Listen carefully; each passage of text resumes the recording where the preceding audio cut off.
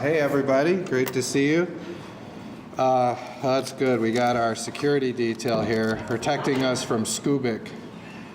It's really important. But it's great Skubik's here somewhere. I don't see him, but he's here somewhere. No, I mean, you have, I don't know, you see this stuff.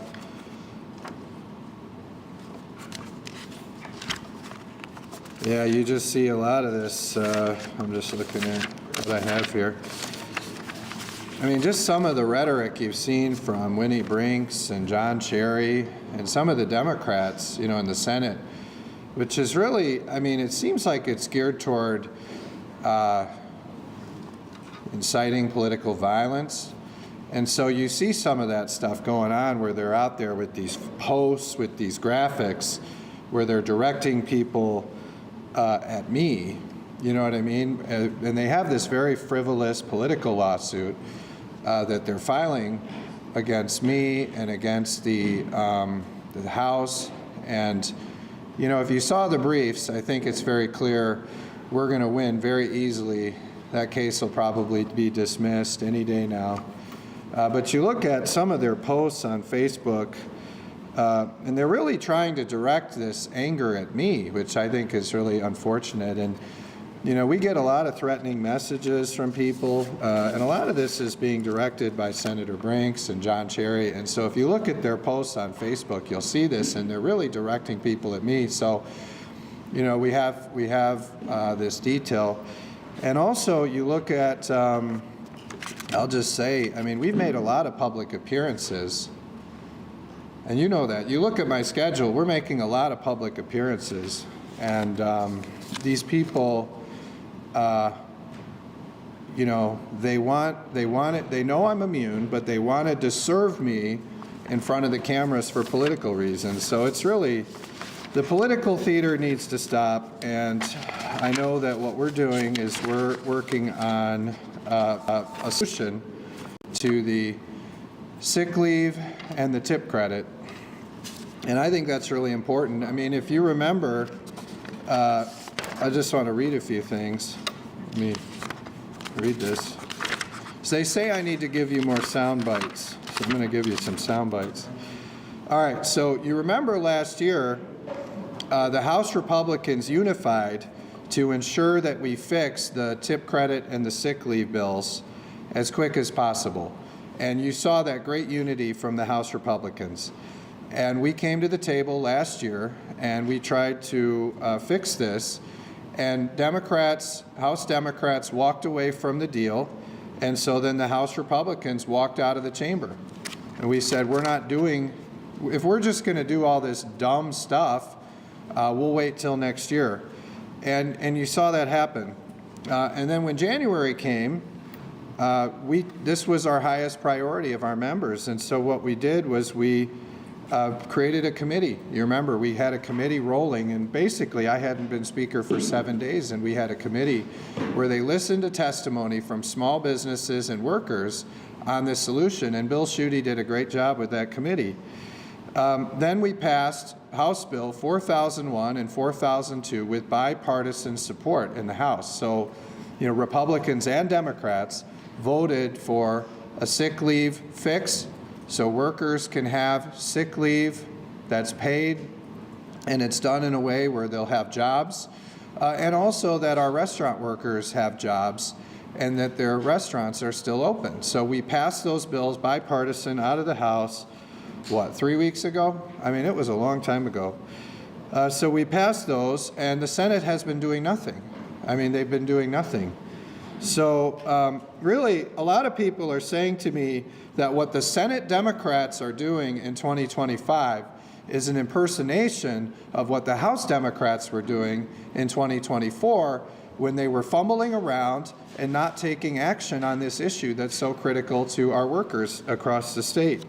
And they're really working, the Senate Democrats, for the big union bosses. That's what they're doing by not taking action on sick leave or the minimum wage. And the people that are hurting from this are the single moms and dads who are going to see massive reductions in their per hour pay. And they're going to see their their jobs go away. They're going to lose their jobs because the businesses that they work for and their employers are going to close. This is a travesty, and the Senate Democrats should take the bipartisan deal in front of them. I mean, really, they should take 4001 and 4002, which most people that I see think are model policies for how to fix these. But, you know, like I said, I mean, Democrats like Sam Singh and others are trying to represent the big labor bosses. And then over here you have these businesses that are bringing forward a lot of complaints. What I'm trying to do is represent the workers, the people in the middle. And so we have bills over there. The Senate could pass them today, the House bills, and this would be on its way to the governor. But I offered a compromise middle ground because I think most people in the state, they don't want the corporations to win. They don't want the labor unions to win.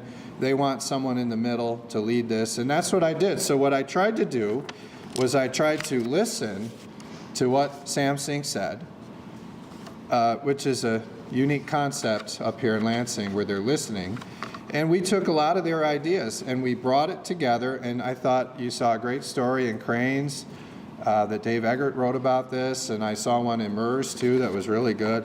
So what we tried to do was we tried to take some of the Democrats' ideas and some of the bipartisan ideas that came from the Republican plan and come to the middle so that we could come up with a solution that we could get done before the February 21 deadline.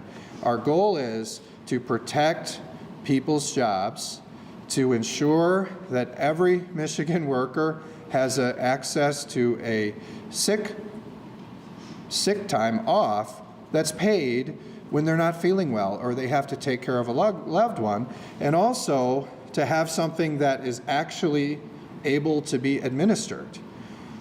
When this group of outside of the state activists came up with this proposal years and years ago, it doesn't really work. You can't really administer it. And so we have to go through this and do some things in order to make it actually work.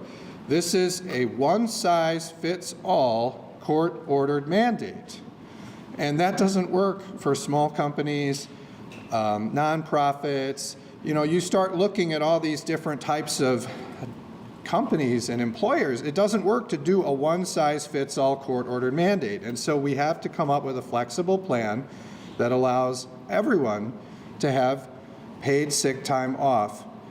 And then we need to come up with a plan that takes care of our workers but keeps the restaurant industry open and ensures that they make good wages. So, you know, I think you've read about that plan. I'd be happy to talk about it in a little bit. And then also, I did want to just highlight real quick, you know, did you guys see Heat? Heat, do you guys like Heat? You know, Mauger's still talking about FOIA, so he doesn't like Heat, but, you know, you used to support these policies, by the way, Mauger, but, so he's talking about FOIA over here, and did you guys see Tudor Dixon's tweet? I mean, Tudor Dixon just came over the top on that. That was, you know, that was fun to see. And I appreciate, there's no one who unifies the Republican Party like Mauger. You guys notice that? I mean, Tudor Dixon just coming down on him. A lot of people did, but, and we love Craig, and he does great work, but, you know, I needle you when you're not here. I have to needle you when you're here, too. And he'll get me back, don't worry. But, yeah. But anyway, Heat is coming, and we saw those beautiful posters, you know, of me and Steve Carr and Matt Maddock that somebody made, and you look at them, and the point is, the Hall Ethics, Accountability, and Transparency Plan is coming to Lansing, and what we're going to do is, unlike some of these other bills floating around, we're actually going to bring ethics, accountability, and transparency to Michigan's government. And I think you saw, you look at this, and I gave everybody a one-pager, because sometimes I talk about these concepts. I just thought it'd be easier if I put them all on one page for all of you, so that you could see what Heat is.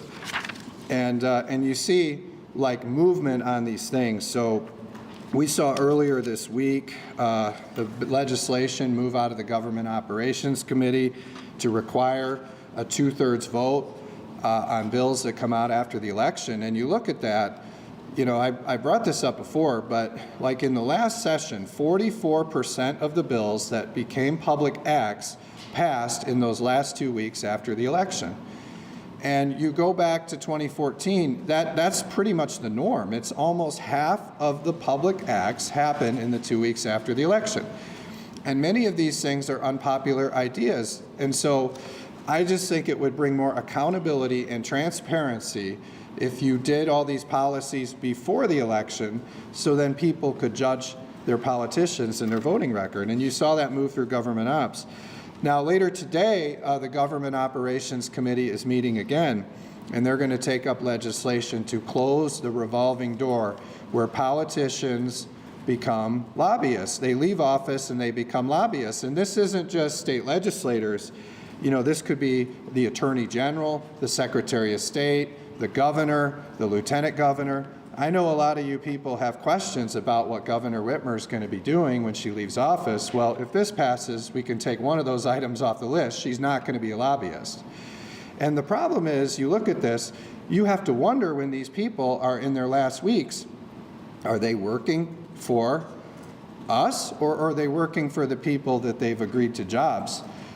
And I look at it and say, if you use these two things together, you require a 2/3 vote for bills that occur after the election, meaning only things that have broad bipartisan support would happen after the election, and then you combine that with this revolving door, you do that together, I think we can feel better about the fact that the people representing us are not going to have these conflicts of interest after the election.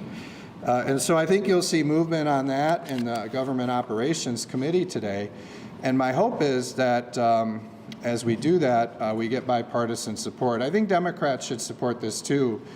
People don't want their politicians to immediately become lobbyists right after they leave. That doesn't make sense. You saw that we've already created a robust oversight committee, and we've granted it subpoena power, broad subpoena power, and Jay DeBoyer is going to do a great job on that. And we've been getting a lot of compliments on the people that I've selected for those subcommittees, people like Steve Carra and William Bruck, and many others. We're getting very positive responses. And, I was just talking to Steve Carra last night about, some of these economic development deals. I mean, you look at this Ford deal, we created SOAR.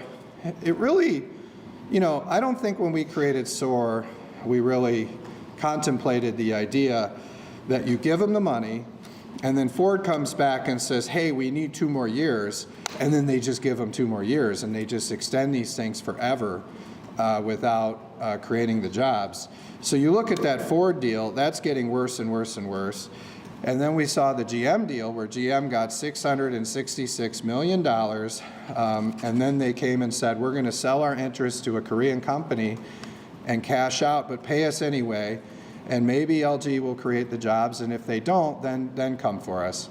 That's not what this law was intended to do, and you don't see the protections in this law. So I'm really looking forward to what Steve Carra does with that, and I'm also looking forward to Steve Carra and what he's going to do as he's looking into these mega contracts and these mega deals that a lot of these corporations are getting.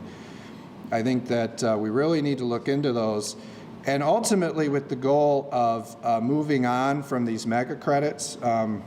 We saw this very political economist for the Senate Fiscal Agency saying that if we get rid of the mega credits, they can file it against the corporate income tax. That's not true.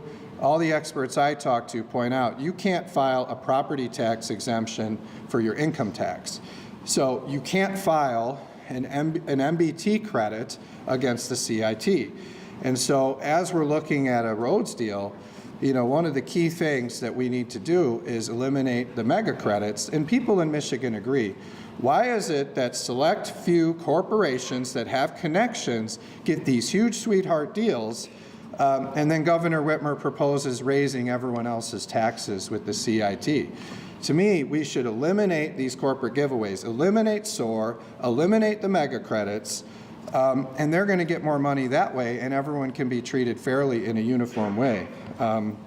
And I think Steve Carr is going to play an important role in that as he really examines these deals on the mega credits. So we created a robust oversight committee. We're going to ban the politicians from being able to lobby in other states while they're politicians here. I mean, you look at Rebecca Warren and what she did. She became a lobbyist in other states and then said, well, I don't have a conflict of interest. And of course, our Attorney General did nothing about that. She was too busy prosecuting her political opponents. And then we're going to, we've already done this with our House rules, and just for the new people here, we don't need the Senate for this. We don't need a deal. I do appreciate that Governor Whitmer is embracing me on this, but what I'm saying is we've already passed a House rule that requires the politicians to disclose these secret pork projects. Declare it by May 1. Put it in there, tell us what it is, who receives it, who's asking for it, and what is the public purpose. We've already done that. So you see, we're moving on heat. And when you guys look at what heat is, I think you'll all agree, even Craig, this is the biggest transformative breakthrough for ethics, accountability, and transparency in Michigan government in many, many years. This is it, the HEAT plan, Hall Ethics, Accountability, and Transparency Plan, and we're acting swiftly on this. And I think we're going to get the Senate to do it. So I'll stop there. I'm sure, maybe nobody has any questions. But if there are any questions, I'll take them. Yeah, Jordan. So I guess I did have a question. Yesterday, the governor apparently reached out to both yourself and Senator Lee Briggs about potentially pushing back the implementation deadlines for minimum wage and sick leave action. I was just curious if you were at all considering that or if by or not. Yeah. Well, number one, I built a very good relationship with the governor. I mean, you see a lot of really positive things happening here. I mean, you saw the governor embrace my plan to stop these secret earmarks and to disclose who's asking for these earmarks, what is the public benefit, and putting those out before a vote, and I think that's going to be a big deal. I put out and I want to give Channel 3 credit, and they're not here, but Channel 3 in Kalamazoo, their headline is, Whitmer proposes roads plan months after Hall. And that should really be all of your headline, because I put out a roads plan last year for $2.9 billion, I think, or $2.7 billion, and then I came up with one for $3.1 billion. And we did it by focusing on the existing money that the Treasury found, getting rid of a lot of the earmarks, and then prioritizing roads over corporations. And you do that with this sales tax shift, and you can come up with $3.1 billion without raising taxes. And I will answer your question. What Whitmer said, though, Whitmer's saying, let's do it just by raising taxes. But I will say this, she did agree to $500 million in cuts. I mean, you ask yourself, I don't even know if Governor Snyder agreed to $500 million in cuts when he was there. So say this, where you start, I put a plan out on roads. Governor Whitmer started out the negotiations by agreeing with half of it. You think about it. She's agreed to the sales tax shift, which is about $1 billion, and she's agreed to $500 million in cuts. Now, I'm saying we can get there pretty much with cuts if we prioritize roads over corporations. Now, the other half, Whitmer is proposing tax increases. And I don't think we should raise taxes to fix the roads. I think we can do it by prioritizing roads over corporate giveaways for a select few connected corporations. So we'll debate the rest of it, but I give her credit. I mean, this is the first time in 6 years that she's put a plan on the table since her 45-cent gas tax increase, which not one legislative Democrat had the guts to introduce.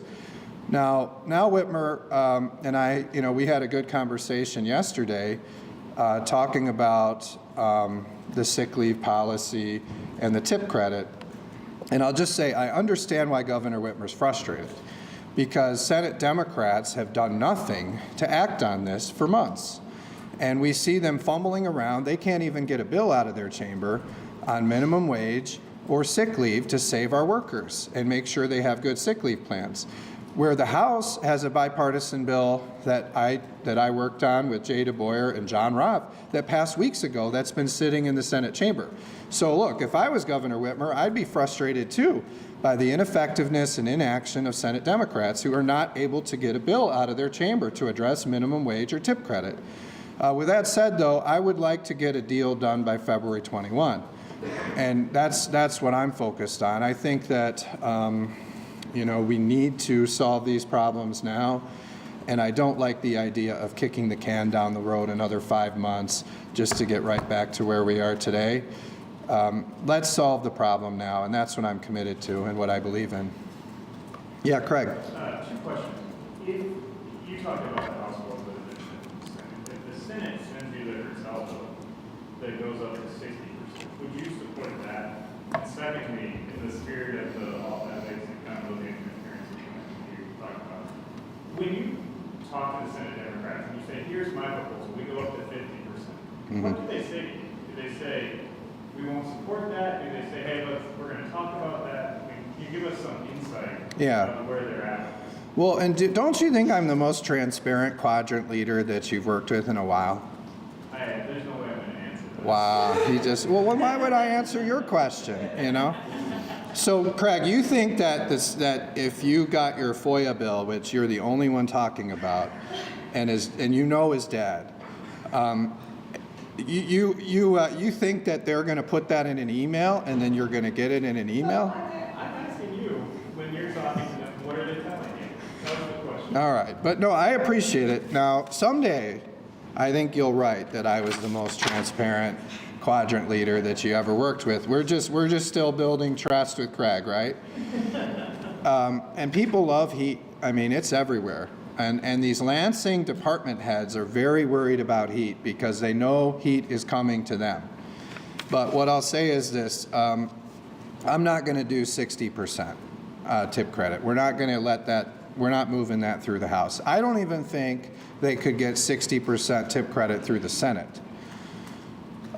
We should do a 38% tip credit. That's what we should do. It is working right now for Michigan workers, okay? But in the spirit of compromise, look, I mean, we're trying to save people's jobs and save the restaurant industry. And so, I propose to them, let's go 50%. Basically, meeting them in the middle, halfway. That's not what the corporations want. That's not what the labor unions want. But it's something that I think can work for Michigan workers. So I won't entertain 60%. And I hope they'll move 50%, because if they move 50%, I think they could get that through their chamber today, is my guess. And that would sure be a great solution where we got this done, early next week and saved the restaurant industry. So that's your answer. Hope that helps. But yeah, Dave. And Dave wrote a great story. Did you guys, hopefully you all read Cranes. I mean, you got a lot of the details in there about the bipartisan compromise that I put forward on the sick leave and the tip credit. So great job. As part of this negotiation, we really to set percent of the rules that have been from last term to the governor, Senate Democrats, obviously, is that potential part of the deal? We're not going to negotiate on something that most legal experts believe I don't have a constitutional duty to present. So the question was, would we trade presentment on the 9 bills that Joe Tate failed to deliver to the governor in exchange for a deal on the tip credit or the sick leave? I can say we've not discussed that, and I would not entertain it because, again, there's constitutional duties. And most of the legal experts believe, and even people like Jim Ananick have been quoted, and unlike a sheriff in Genesee County, I'm actually accurately representing Jim Ananick. Jim Ananick says that when one legislature ends, as far as he knows, the next legislature doesn't have a duty to act for that prior legislature. And that was his understanding when he was on the MERS podcast. So a lot of Democrats are saying that I don't have an obligation to present. You know, we've been looking at this question, and it's a question that I've been wrestling with, looking at precedent, looking at the Constitution, looking at the journals, you know, and it's something we're still considering as we're moving forward. But at the time that we filed those legal briefs, you know, you see what's in there.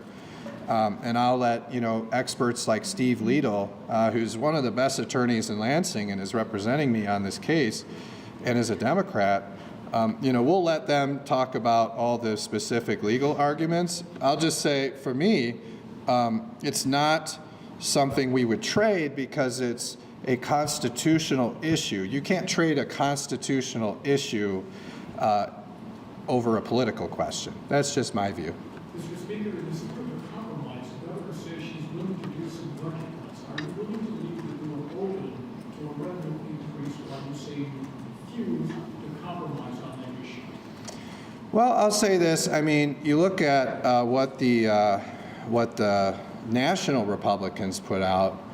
You know, they put this out. I believe the Senate Republicans in the federal level. You know, they're looking at ways that you can tax EVs, and I think one of their proposals was $1,000 for every EV. This was a bill that was introduced yesterday. And so what they're trying to wrestle with is how do you capture, in their case it was, you know, how much federal taxes is an EV going to pay over 10 years? And they believe that was $1,000, and so it would be like $1,000 tax on EVs when you buy the car. That's what they're proposing at the federal level. You know, I would be open, number one, to looking at how do we sweep in more from the EVs that are, you know, growing in terms of their market share. They're heavier than regular cars, and we're not capturing all the activity. So I would look at that. You know, we're going to look at some of Governor Whitmer's proposals, and I give her credit for putting them out there. But really, I believe we can solve this problem without new revenue. I believe we can solve this problem with just cuts. And I showed how you do that.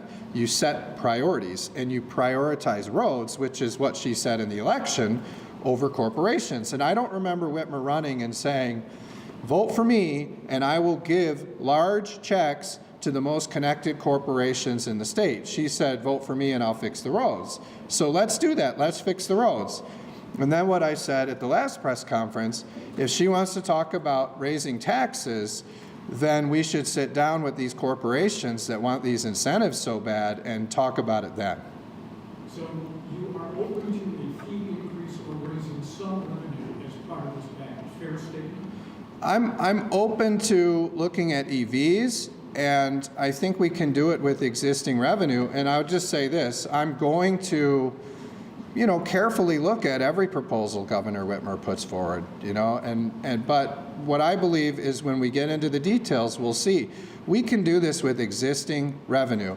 Now, if Governor Whitmer wants to have a separate conversation about how we do incentives moving forward, I'm just saying that I think the corporation should pay for it, not working people. I mean, you look at this quote from the Michigan Manufacturers Association, where one of their people say, you know, this is not fair to corporations. Shift all these road taxes onto working people through gas tax increase and fee increases.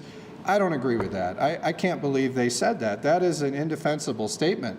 Working people in this state are paying too much already, and we shouldn't raise their taxes. That's why I think we can do this without, I mean, I told you this. Government has grown 43% under Governor Whitmer, okay? Some of these budget proposals, it would probably grow over 50%. I mean, I think this is very interesting. So Governor Whitmer proposes a budget that does not include her roads plan. And then you guys all write stories saying, you know, this is just a couple percentage points increase over the last one. And then the next day comes the rest of it. The other, what is it, $3 billion? If they had included that in their budget presentation, you guys would be saying, oh my goodness, what a huge increase in the budget. By bifurcating that, that isn't the way a lot of the press covered it. They should cover it that way. This makes Whitmer's budget proposal a huge increase. I would bet you, Gideon, did we run the numbers on this? 47%. 47%. So, all right, government has grown 43% today. It'll grow over 47% if we raise taxes the way Whitmer wants to under her term. I'm just saying most people would say 43% is enough to fix the roads.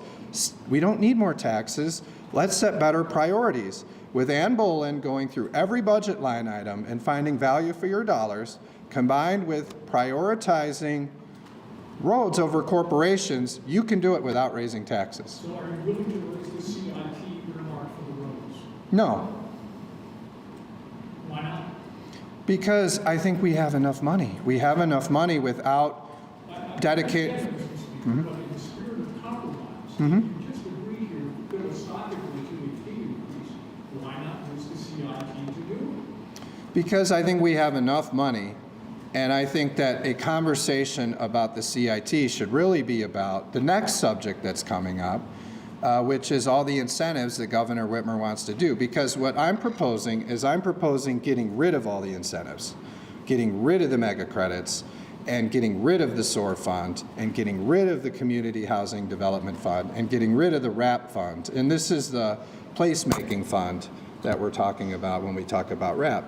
So, so when we get rid of all of those things to fix the roads and prioritize roads, if Governor Whitmer wants to have a conversation when we're done with that, where she's talking about how to do the incentives, and we bring the corporations to the table and we say, look, if you guys want the incentives, you're going to pay for it, I would have that conversation with her. But they're separate conversations. And by the way, if you kept all those corporate incentives in place, then I would never support a conversation about the CIT. Yeah. But the deadline for the minimum wage is next Friday. So that we would like that done beforehand. We are in a position close to the deadline and we're not getting it. Is there anything that we or your offices should be expecting in the next couple of weeks to get that done, or is there a holdout in place until that happens next Friday?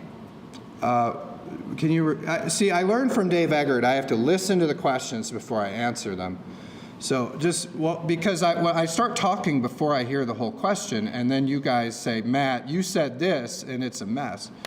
So say it. Yeah. Next Friday, that's when the regulations are set to take effect. We want them done beforehand, but we are in a position where there are two bills, negotiations are happening. Is there anything that we should expect in the next couple of days to happen, or is there anything that the office is looking to do? Yeah, so, and I read the headline in the Detroit News, and I don't agree with it.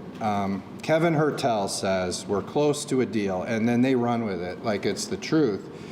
And I'll just say this, I mean, Kevin Hertel, a deal with who?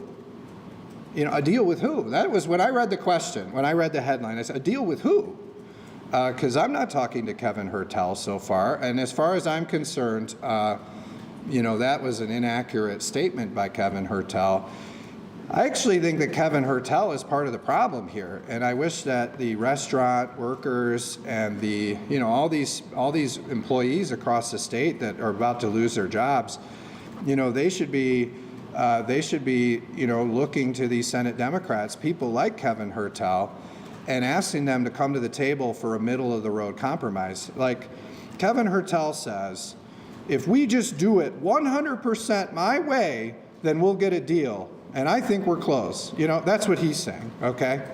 What the Republicans are saying is that's not how it works up here. You don't get 100% your way, Kevin Hertel and the Senate Democrats. You got to compromise. That's why Kevin Hertel's at 60%. We were at 38%. Let's meet in the middle at 50%, okay? That's a compromise. And I think that they should take that deal today and they should move that bill. And I hope they do. And then we'll come back next week and we'll pass it. But you don't say, I think we're close to a compromise as long as we do 100% of what I want. Kevin Hertel needs to learn that's not how it works up here. And that's not how it works in life. But we are in a stalemate without negotiation or such compromise. It will go into effect next Friday. Well, I put a deal on the table at 50%. I'm the only one that's put a deal on the table here that's actually in the middle. And I put that out. You can read, you know, about it. Because I put it out. And what I'm saying is, if they accept my deal, meet me halfway, neither side wins, The labor bosses don't win, the corporations win, the workers win, because they're going to have jobs when this thing happens. So I hope they'll take my deal and 50%. Let's put the workers above the union bosses and the corporations, and let's keep their jobs. And let's keep these restaurants open. But the only way we're going to do it is if we both give, and we do it at 50%, right in the middle. Yeah. Similar question. Friday's the deadline. Right now, well, you said you don't think you can out much this summer. How the rest of the quadrant feel about this, and how does that Friday deadline for next week affect our dynamics of the negotiations? How does the rest of the quadrant feel about what? About that February 1st deadline. February 21. Well, we saw Ranjiv Puri. I mean, this guy, I heard him talking to some of you guys, and he says, the artificial February 21st deadline that's in the Republicans' heads. You know, we don't care about that. We can blow by that. That's why the House Democrats are in the minority, is because that's the way those guys are thinking. So the rest of the world, the reasonable people, understand that this activist court came up with a February 21 deadline, and that's when these laws take effect. And when Ranjiv Puri starts having workers call him who lost their jobs, maybe he'll understand that's a real deadline. So I think the rest of us, the reasonable ones, understand that there's a February 21st deadline. I mean, even the governor acknowledges there's a February 21st deadline when she makes her statement that we should extend the deadline. So I just say that I think our best shot at getting good policy done is sticking to that February 21 deadline and working around the clock to get it done. And I think I've made a very good offer with my bipartisan meet you in the middle compromise in order to avoid a one-size-fits-all mandate that's going to take people's jobs and lower people's pay. And I hope they take it. I mean, the Senate's in session today. They could just sub those in and send them back to us, and we'll pass it next week, and the whole crisis is averted. Yeah, go ahead. How do you take the upper hand in negotiations if not all Democrats see this February 21st deadline as pressing?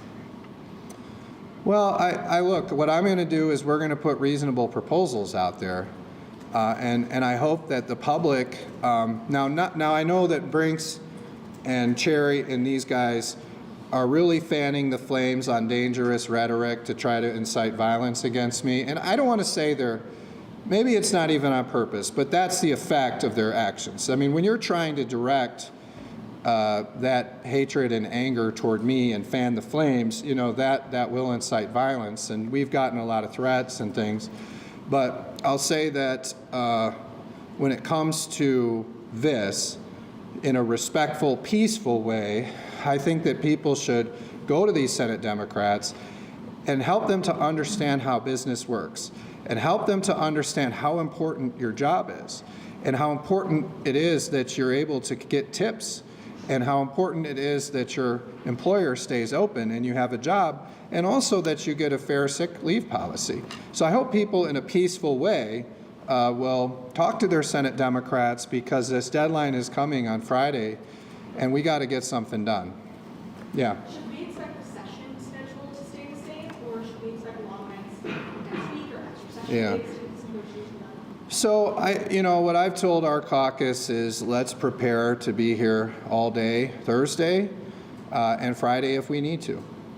You know what I mean? I think we need to be here because, you know, sometimes with politicians the deal doesn't come until the last minute.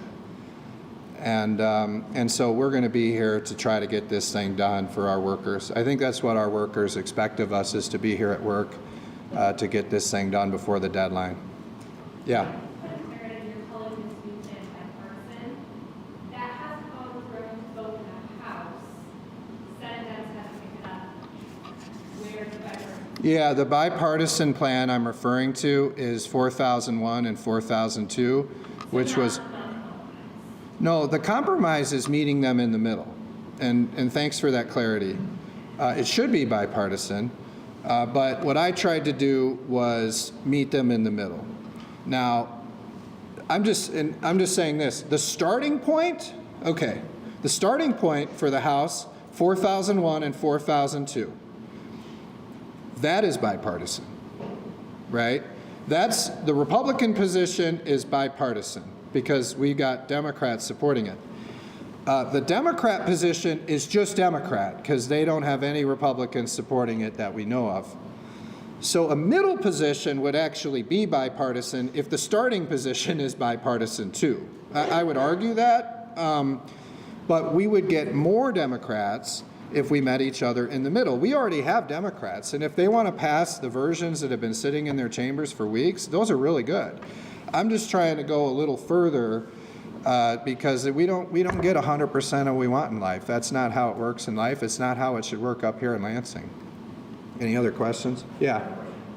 I was noticing when I came in here, the Speaker Johnson's portrait is on the wall. Are you going to leave portraits up of people who think they put around? Yeah, you noticed that, huh? Did you put Is that it up? your first time in the library since that? I mean, that's been up there for a while. So, yeah, I don't believe in this cancel culture. You know what I mean? So Rick Johnson was Speaker of the House. And this is a room where all the speakers of the House have their portraits up.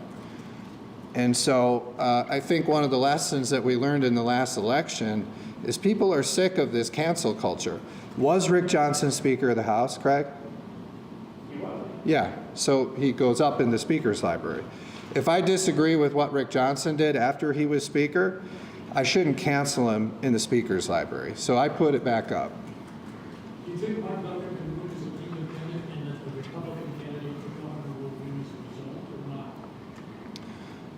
not? I don't know if you've noticed this, but I don't think the media covers this enough. Like, I actually have really good relationships with a lot of these people. I mean, you have Duggan, who used to be a Democrat and is now an independent. We have a good relationship. You have Governor Whitmer, who is the leader of the Democrats, and we have a good relationship.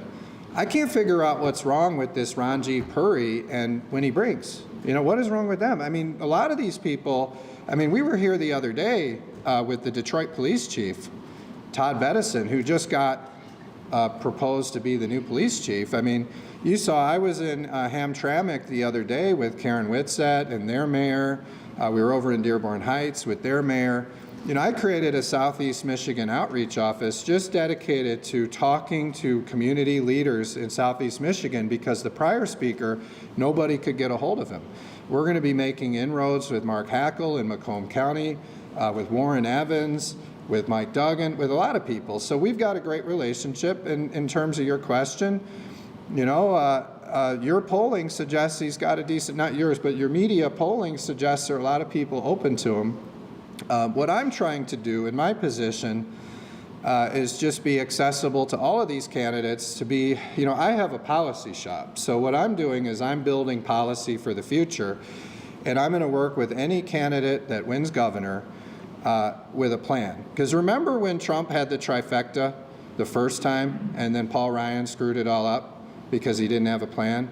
Well, I'm going to have a plan and on a lot of these issues with our members in the House, and we'll be ready to go, whether it's Mike Duggan, whether it's Eric Nesbitt, whether it's somebody else, and we're going to have a lot of policies we're going to shoot out of here.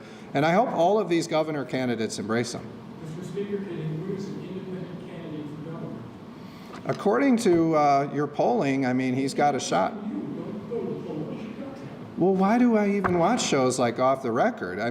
I watch your shows so I can hear your guys' opinion, and according to you guys in the press, there's a lot of people interested in it. Why won't you answer the question? I'm still in the process of analyzing it like a lot of us. So I listen to shows like yours, and according to your experts and pundits, he's got a shot.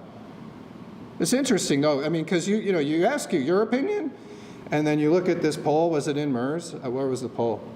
And the MERS poll says a lot of people are open to it, which was pretty interesting. And then I saw one today that said Dick DeVos is tied with Mike Duggan, which was pretty cool to see. A lot of people love Dick DeVos.